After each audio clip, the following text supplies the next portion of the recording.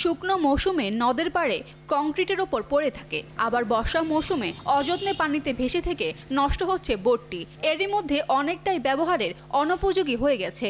দায়িত্বহীনতার কারণে নষ্ট হচ্ছে সরকারের অর্ধ কোটি টাকার সম্পদ। দুর্যোগ ব্যবস্থাপনা ও ত্রাণ মন্ত্রণালয় বন্যা কবলিত ও উপকূলীয় জেলাগুলোর জন্য 7টি মাল্টিপারপাস অ্যাক্সেসিবল রেস্কিউ বোট তৈরি করে 2022 সালে জামালপুরের মানুষের জন্য এই বোট উপহার দেন দুর্যোগ ও ত্রাণ মন্ত্রণালয়। তবে অযত্নে আর অবহেলায় পড়ে আছে উদ্ধারকারী এই বোটটি। আমি এই জায়গাতেই আসা যাওয়া করি, এই জিনিসটা 3 বছর যাবত পড়ে রয়েছে, কোনো যত্ন নাই।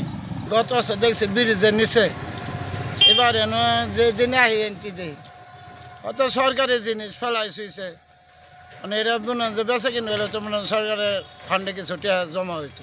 বন্যা ও প্রাকৃতিক দুর্যোগ কবলিত অঞ্চলের জনগণকে দ্রুততম সময়ে নিরাপদ স্থানে স্থানান্তর করতে সক্ষম এই বোটটি। জামালপুর জিলা স্কুলের পাশে ব্রহ্মপুত্র নদ পাড়ে বোটটি অবহেলায় অযত্নে নষ্ট হচ্ছে। বোটটির বিশাল ছাউনি থাকলেও ছাউনির এখন কোনো অস্তিত্ব নেই। ইঞ্জিন সহ মূল বোটের ভেতরে পানি জমে রয়েছে। দীর্ঘদিন থাকার কারণে বোটের বিভিন্ন অংশ নষ্ট হতে শুরু করেছে। এটা আসলে জনগণের কিন্তু সম্পদ, কিন্তু প্রশাসন বা ওদের তদারকির অবহেলার কারণে দীর্ঘদিন যাবৎ পড়ে আছে। এটা আসলে আমাদের কিন্তু ক্ষতি, সাধারণ পাবলিকের ক্ষতি হচ্ছে জিনিসটা।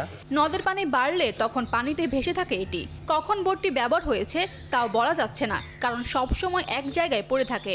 বর্তমানে প্রায় সবকিছুই নষ্ট হয়ে গিয়েছে, ইঞ্জিনের ভিতর পানি জমা আছে। দুর্ভাগ্যজনক বাস্তবতা হলো যে আজকে বোটগুলো প্রায় নষ্ট হওয়ার পথে। আমরা অবশ্যই জেলা প্রশাসক মহোদয় এবং জেলা ত্রাণ ও পুনর্বাসন কর্মকর্তা মহোদয় বলেছেন যে এই বোটগুলো সংস্কার করে শিশুদের শিক্ষা বা পজিটিভ কোনো কাজে ব্যবহার যদি করা যায় আমাদের দায়িত্ব দিয়েছে। আমরা ইতিমধ্যেই এটা নিয়ে সম্ভাব্যতা যাচাই করছি। বোটটির বর্তমান অবস্থা খুব একটা ভালো না বলে জানায় জামালপুর জেলা ত্রাণ ও পুনর্বাসন কর্মকর্তা আলমগীর হোসেন। মেরামতের অভাবে ও পানি না থাকার কারণে বোটটি নষ্ট হচ্ছে। ঊর্ধ্বতন কর্তৃপক্ষকে ইতিমধ্যে জানানো হয়েছে, বরাদ্দ পেলে প্রয়োজনীয় ব্যবস্থা নেওয়া হবে বলে জানান এই কর্মকর্তা। না, বোটটা এখন অবস্থা ভালো না।